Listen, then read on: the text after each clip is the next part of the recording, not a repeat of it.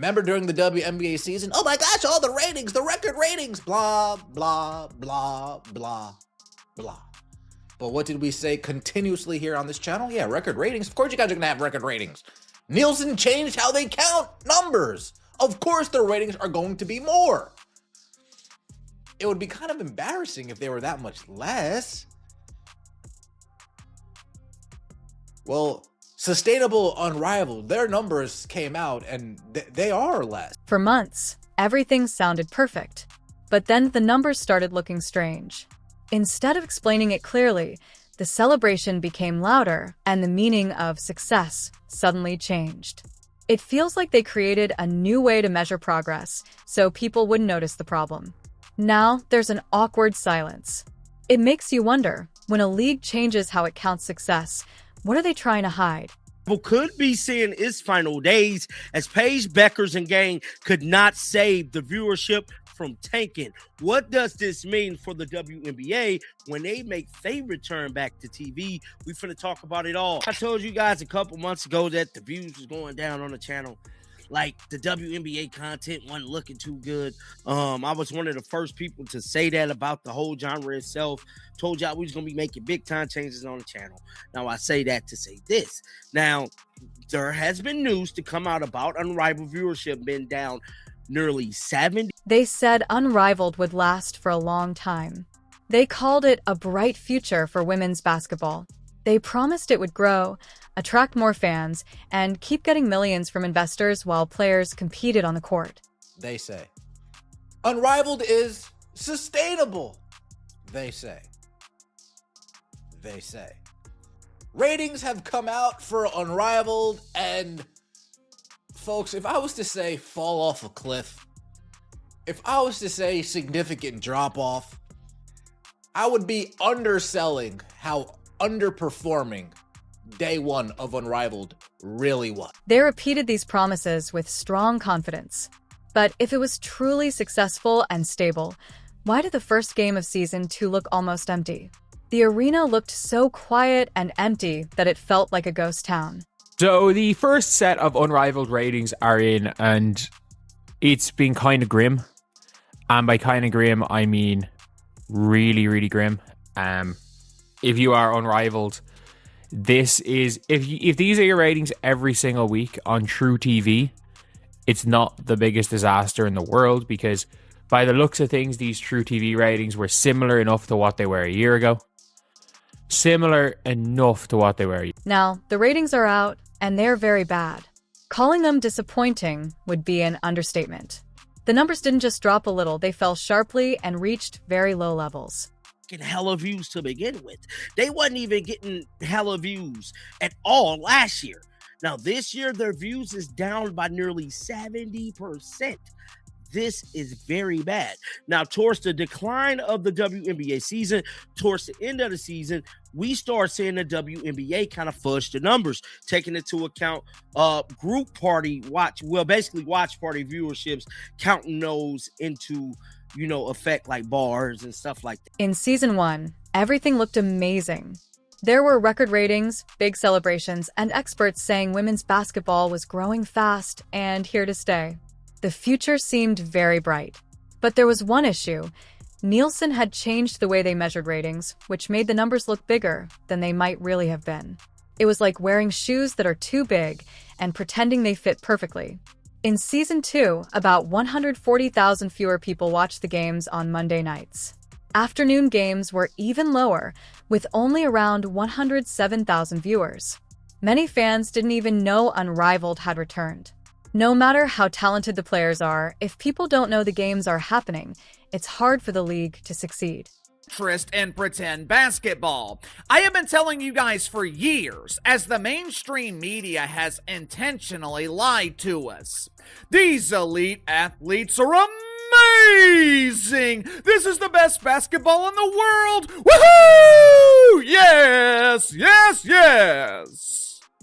We have been talking about this here on the channel for years. The so-called growth in women's basketball is an illusion. The details are even worse when you look at individual games. One matchup between the Breeze and the Phantom had only 40,000 viewers on TNT. Another game with the Lunar Owls had 30,000 viewers on TNT and 20,000 more on True TV. Together, one game barely passed 50,000 viewers in the important 18 to 49 age group. Last year, similar games had around 90,000 to 100,000 viewers on TNT alone, not counting other channels. In less than a year, the league went from looking strong and growing to becoming an example of how fast excitement can disappear. Primetime audiences are shrinking, afternoon numbers are very low, and total viewership is far below what was expected. Fact that the Rose and Lunar Owls on the primetime slot on TNT had, I don't think this is 40,000 viewers, because I think this is the NA is the actual viewer. I think this is like the ratings numbers. I think this is in and around 100,000 viewers, which isn't good. Last year it was, am I right in saying last year at 1.0? No, last year was 0.1. It feels like watching a slow fall back to reality.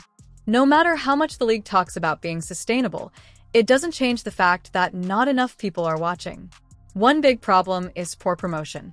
Season 1 had strong social media buzz and marketing that made it feel like a must-watch event. But Season 2 arrived quietly, with very little reminder or excitement for fans.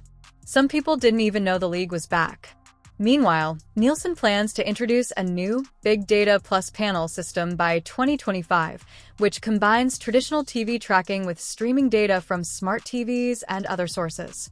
For many sports, this system usually increases ratings and makes events look more successful.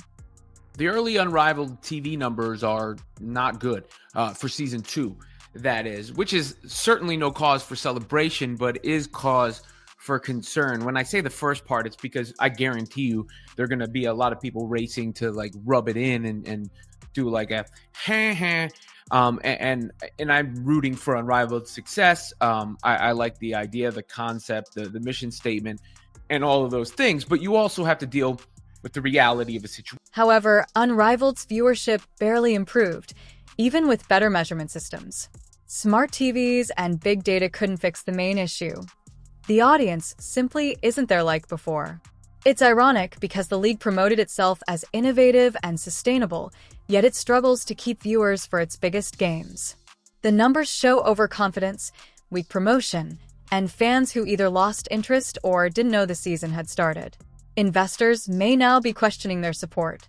The players are talented and competitive, but talent alone isn't enough. A sports league also needs strong marketing and fan awareness. Without enough viewers, it's like preparing an amazing meal in an empty restaurant. It may be great, but it's not sustainable if no one shows up. So, in case you guys do not know this, and I put this out on the Twitter, and I mean, hell, the tweet didn't even get that much interaction. The Unrivaled League is in all kinds of damn trouble. They're in all kinds of trouble. Don't you find it odd that the league and the fire around it, why so quiet? The comparison with last year is serious. In year 1, opening night averaged over 300,000 viewers. This year, primetime games draw about 175,000, and afternoon games only 107,000. That drop is huge.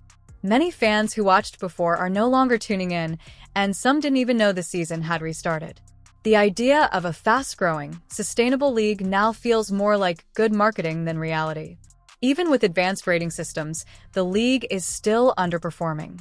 No technology or data system can fix the problem if people simply aren't watching. You can use all the smart tools and algorithms you want, but if fans don't press play, the numbers will stay low. Starters, it's easy to show growth when you're growing from nothing to almost nothing. But people were not watching women's basketball. People were not paying $10 to be sedated while the Chicago Bravado airballed layups against the Las Vegas Anonymous Faces. Contrary to the prevailing narrative in the mainstream media, Angel Reese is not a draw. AJ Wilson, but my name... For investors and league management, this means less negotiating power and the need to rethink their plans.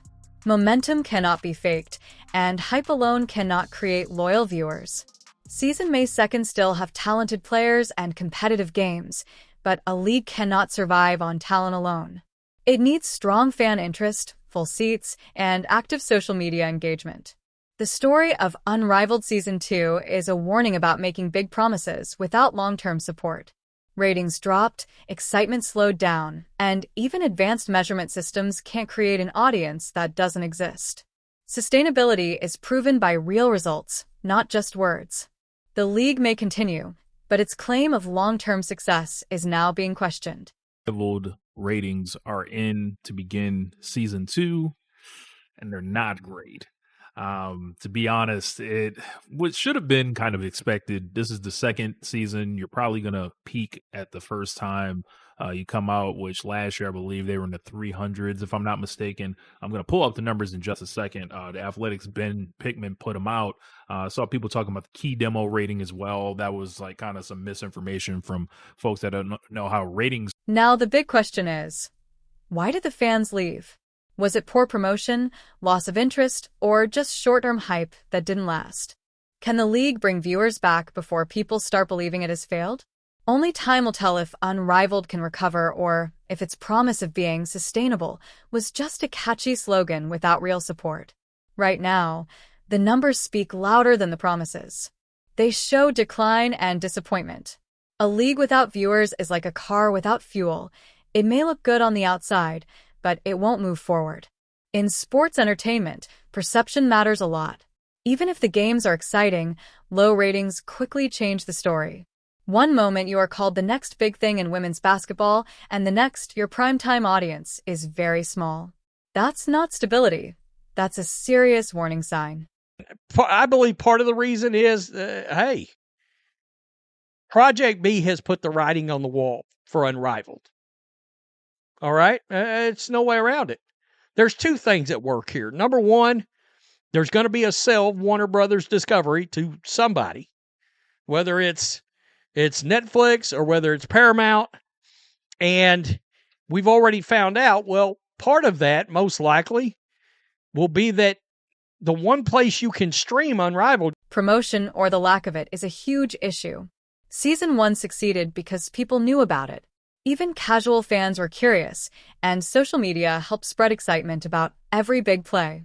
Meanwhile, Nielsen's move to a big data plus panel rating system was expected to boost numbers, as it usually does for other sports. Many leagues saw higher ratings because of this change, but Unrivaled's numbers hardly improved. This affects advertising money, broadcast deals, and sponsorships, all of which depend on strong viewership. Dropping from over 300,000 viewers to 175,000 is not a small detail. It's a clear signal that changes may be needed. The idea of being a sustainable league now feels more like a hopeful statement than proven success.